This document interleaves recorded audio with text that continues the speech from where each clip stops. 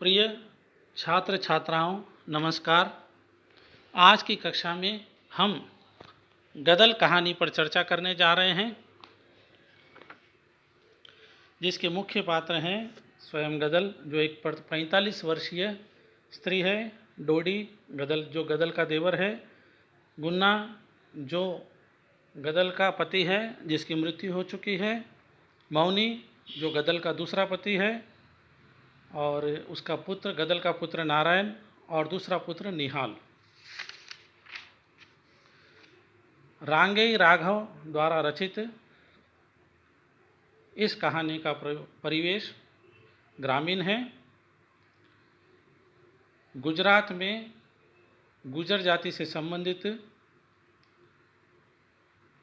इस कहानी में गदल अपने पति गदल जो कहानी की मुख्य पात्र है, अपने पति गुन्ना की मृत्यु के बाद अपने से ही कम उम्र के लोहारे गुजर मौनी से ब्याह कर उसके घर बैठ जाते हैं, अर्थात उसके साथ जो है विवाह कर अपना पुराना घर छोड़कर भाग जाती है। इससे खारी गुजरों में कोलाहल मच जाता है। गदल खारी गुजर समाज से संबंधित है। अपने शादीशुदा बेटे सहित परिवार को छोड़कर भागी गदल की वजह से उसके परिवार की बड़ी बदनामी होती है। गदल के परिवार में उसका पुत्र, उसकी पत्नी, उसके पोते, उसकी पोतियाँ, उसका देवर सभी थे।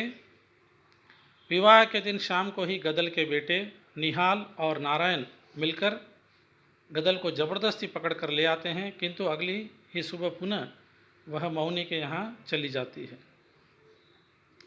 गदल और उसका देवर डोडी एक दूसरे से पहले से ही प्रेम करते थे। डोडी की पत्नी को मरे भी लंबा समय हो चुका था, उसकी कोई संतान भी नहीं थी। पति गुन्ना की मृत्यु के बाद गदल चाहती है कि देवर डोडी उससे अब पुनर्विवाह कर ले, परंतु डोडी ऐसा नहीं करता।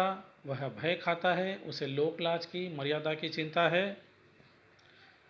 उसमें अपनी भाभी से जो विधवा हो चुकी है पुनर्विवाह करने की हिम्मत नहीं है। यह बात गदल को ठेस पहुंचाती है। पति के मरने के बाद गदल को अपनी बहुओं के दबाव या दबदबे को सहना पड़ेगा, जो उसे पसंद नहीं। इसलिए वह चाहती है कि उसका देवर डोडी उससे पुनः ब्याह कर ले। इसका एक और कारण है कि वह भी अपने देवर डोडी से प्रेम करती है, किंतु जब ऐसा नहीं होता तब वह नाराज हो जाती है और देवर से बदला लेने के लिए, देवर से प्रतिशोध लेने के लिए वह खारी गुजर जाति जो उसकी लोहारे गुर्जर जाति से निम्न दर्जे की है कि मौनी से ब्याह कर लेती है, जो पहले से ही शादीशुदा है और आयु में भी उससे बहुत छोटा है। गदल का इस तरह भाग जाना डोडी को अंदर से तोड़ देता है और अगली ही रात वह ज्वरग्रस्त होकर दम तोड़ देता है, अर्थात गदर से दूरी या गदर से विरह, वियोग या जुदाई वह सहन नहीं कर पाता। अपने देवर डोडी की मृत्यु की खबर मिलते ही गदल अपने नए पति मौनी को छोड़ पुनः अपने परिवार में लौट आती है, क्योंकि वह जिसे देवर डोडी को नीचा दिखाना चाहती थी, जिसे प्रतिशोध लेना चाहती थी, वही अब नहीं रहा, अर्थात उसके इस प्रतिशोध का अब कोई अर्थ ही नहीं रहा। गदल अपने देवर का मृत्यु भोज बड़े पैमाने पर करना चाहती है। उसके पति का मृत्यु भोज ऐसा नहीं हो सका। इस बात का उसे बेहद दुख था। राज्य और कानून के अनुसार मृत्यु भोज में केवल 25 लोग ही बुलाए जा सकते हैं। वे लोग जहाँ पर रहते हैं वहाँ पर कानून के अनुसार मृत्यु भोज में मात्र 25 लोगों को ही जो है निमंत्रण दिया जा सकता है। इससे ज़्यादा यदि बुलाए जाएं तो उन पर जो है कानूनी कार्रवाई हो सकती है। बड़े पैमाने पर देवर का मृत्यु भोज करने के लिए गदल दारोगा को अपने पुत्र के माध्यम से रिश्वत भी पहुंचाती है। वह चाहती है कि देवर का मृत्यु भोज बड़े पैमाने पर किया जाए। किंतु इसकी खबर लोहारे गुर्जर जो उसका पति है मौनी को लग जाती है, जो गदल के पुनः लौट जाने पर प्रतिशोध की आग से भरा है। वह इसकी खबर बड़े दारोगा के पास जाकर दे देता है, अर्थात वह शिकायत कर देता है कि मृत्यु भोज में जो है बड़े पैमाने पर लोगों को आमंत्रित किया जा रहा है। परिणाम स्वरूप जब मृत्यु भोज चल रहा होता है तब दारोगा स्वयं सिपाहियों को लेकर वहाँ रोकने आ जाता है, किंतु गदल इसकी परवाह नहीं करती। वह किसी भी कीमत पर इस कार्य को रोकना नहीं चाहती, कुछ भी हो जाए वह इस कार्य को पूरा करना चाहती है। अंततः दारोगा के सिपाही पहले समझाते हैं, जब बात नहीं बनती तब वे गोलियां चलाना शुरू कर देते हैं। गोलियां चलाने पर भी गदल घबराती नहीं। वह अपने बेटे,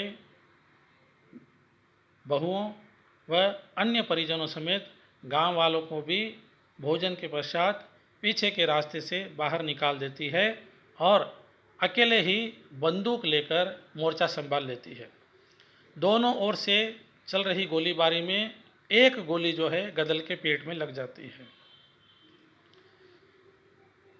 गोली लगने तक उसके परिजन एवं मेहमान जा चुके होते हैं। पुलिस जब घर में पहुंचती है तब पुलिस को कोई भी वहां पर नहीं मिलता।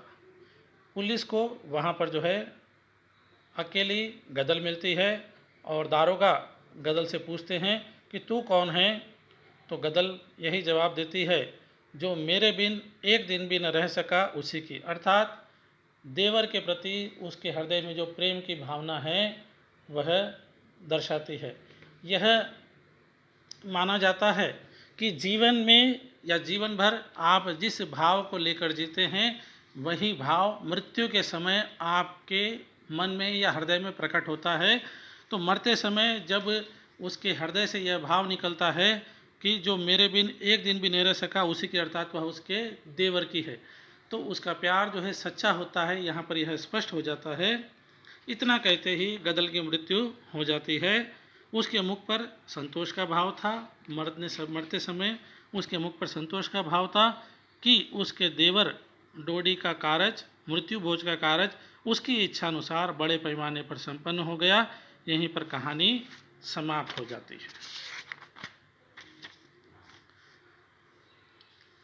निष्कर्ष के तौर पर इस कहानी के प्रमुख पात्र गदल है, जो भारतीय स्त्री के अनुसार न तो अनुनय, न तो विनय, न तो प्रार्थना की भाषा जानती है, न वह दबना झुकना जानती है।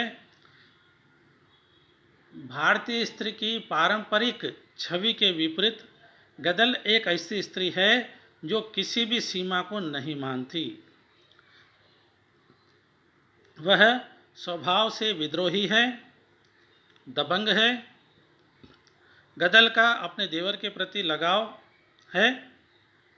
वह पति की मृत्यु के बाद चाहती है कि उसका देवर उससे विवाह कर ले, किंतु देवर जब ऐसा नहीं करता तो वह प्रतिशोध लेने के लिए भागकर मौनी से विवाह कर लेती है, अर्थात वह प्रतिशोध लेना भी चाहती है, मन को मारकर बैठना वह नहीं जानती।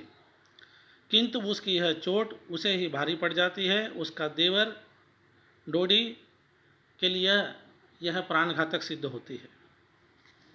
इसके बाद गदल का चरित्र जो अत्यधिक गतिशील है, नया मोड़ लेता है।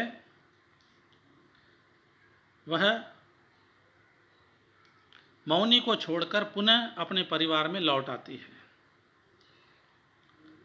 और सभी पारिवारिक मर्यादाओं को ताक पर रख, जिससे उसका देवर डोडी जो पुरुष होकर भी डरता था या डर गया था, वह आगे बढ़ती है और मृत्यु भोज का कार्य बड़े पैमाने पर करने की ठान लेती है। उसका गतिशील चरित्र यहाँ पर भी नहीं रुकता, वह और भी नए आकार लेता है। पुलिस द्वारा फायरिंग करने पर या दारोगा या उसके सिपाहियों द्वारा गोलीबारी करने पर भी वह असीम धैर्य का परिचय देती है और अपने प्राण देकर भी कार्य को पूरा करती है। अपने इस मुखर, ढीठ और निडर व्यक्तित्व के दम पर वह पाठकों के हृदय पर अमिट छाप छोड़ जाती है। साथ ही हिंदी साहित्य के उन महिला चरित्रों को भी अमर कर देती है जो अपनी गतिशीलता के लिए जाने जाते हैं। आज की कक्षा यहीं पर समाप्त होती है। धन्यवाद।